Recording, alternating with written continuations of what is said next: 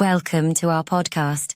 Today we're diving into some remarkable parenting insights from a family therapist that really challenge the way we think about raising kids. I'm excited to jump in. So, what's the first nugget we're unpacking here? Well, the first point is that kids will act like kids simply because they're wired that way. They make mistakes, they act immaturely, and that's perfectly normal. It's like you're essentially giving them permission to learn through trial and error. Right. I mean, if we expect them to be mini adults, we're set up for disappointment. That really sets the tone for embracing imperfection in their development. Exactly.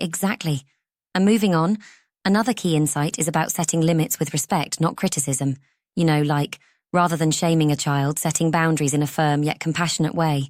It's all about the tone, isn't it?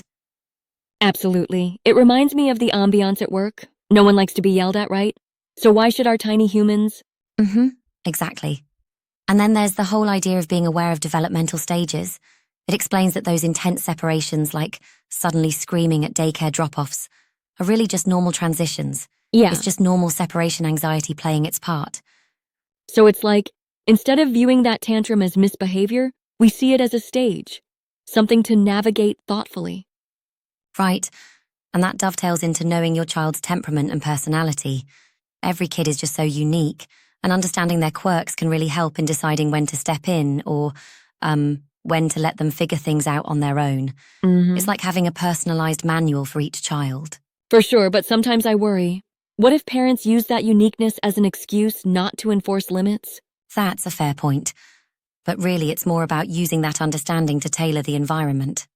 For instance, if you know your child thrives on routine or needs more downtime, you set up limits that match their character without feeling like you're boxing them in.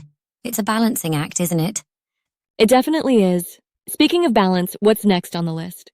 Next up, giving kids plenty of unstructured playtime.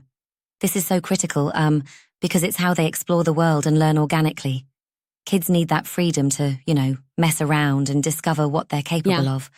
It's like free-range fun for the brain. I love that. Free-range fun. And it's proven that play helps develop creativity and problem-solving skills. Exactly. And then there's the piece about knowing when to talk and when to listen. Sometimes we as parents jump in with advice, but really, kids need to be heard. Allowing them to voice their thoughts builds their self-reliance. It's amazing how much they can solve on their own when given that space. I definitely agree. It's humbling when a kid walks you through a problem and you step back. Absolutely. And another insight that really resonated with me is that parents need an identity outside of their child. It's not that they love their kids any less, but nurturing our own passions actually makes us better, more balanced caregivers. Right. Because if you're running on empty, there's no energy for the family. Exactly. And it teaches the kids that you can have your own interests and still be connected. Yeah, it's like nurturing the soil outside the garden to grow a better harvest inside. And then there's the idea that actions speak louder than words. Kids, are incredibly observant. So how we live out our values, rather than just preaching them, teaches them more effectively. It's really a silent tutor in our daily lives. It almost makes our every move a lesson plan, no pressure. Right. And then the article touches on fun and connection as fundamental. Building connections through shared fun and creativity endows kids with a natural cooperative spirit. Relying on fear or control doesn't really lead to a strong moral compass in the long run. It's way more inspiring when your kid feels genuinely valued, don't you think? Definitely. It sets the stage for them to form healthy relationships later in life. Right, exactly. And finally, the last insight really stacks it all up, setting the overall goal to shape a child's heart, not just their behavior. It's about giving kids the tools to understand their emotions and build lasting relationships, rather than just teaching them to be compliant. That really strikes a chord, raising happy, healthy humans rather than robots. And I really appreciate that focus shift. Many parents can get too bogged down in correct behavior without addressing the internal world of emotions. Absolutely. And it's like crafting a masterpiece, not just framing a picture. The process is about sculpting a heart that's resilient and empathetic, not simply about external appearances. Right. It's deep, personal growth. I definitely see that. But can I challenge one point here about unstructured playtime? Sometimes I worry that in our modern busy world, parents might find it hard to balance structured schedules with enough free play. What do you think? That's a great challenge. I mean, it's tough, definitely, but the insight isn't suggesting abandoning structure entirely. It's about deliberately carving out time where the child takes the lead without adult-imposed goals. It's, like giving them a blank canvas rather than Yeah. a pre-drawn picture. That makes a lot of sense. Exactly. It's a dedicated space for creativity without too many rules. Right. And what's really compelling here is how all these insights interweave with modern brain research. For example, the notion that the part of the brain that controls reasoning isn't fully developed until the mid-20s really contextualizes why kids can be impulsive or imperfect.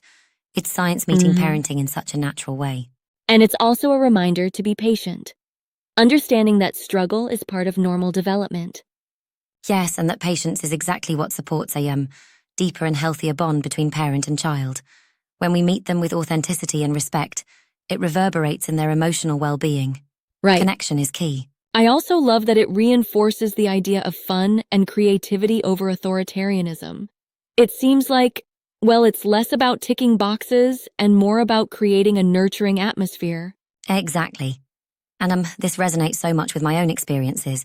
I've seen parents transform how they interact with their kids when they focus on shaping their hearts by just being present and supportive instead of just trying to control behavior. It's transformative. It definitely can be. And I think, as a society, we're slowly moving toward this more compassionate model of parenting where the emphasis is more on empowerment rather than mere compliance. For sure. And the beauty is that these insights, while grounded in research, are also incredibly practical. They work in the chaos of everyday life, guiding parents through those unpredictable moments. It's like having a checklist for nurturing resilience. So, if you had to pick one takeaway from all this, what would it be? I'd say it's that parenting isn't about perfection. It's about creating a supportive environment that honors the child's natural developmental journey with all its ups and downs. The goal is to develop healthy, empathetic, and joyful human beings.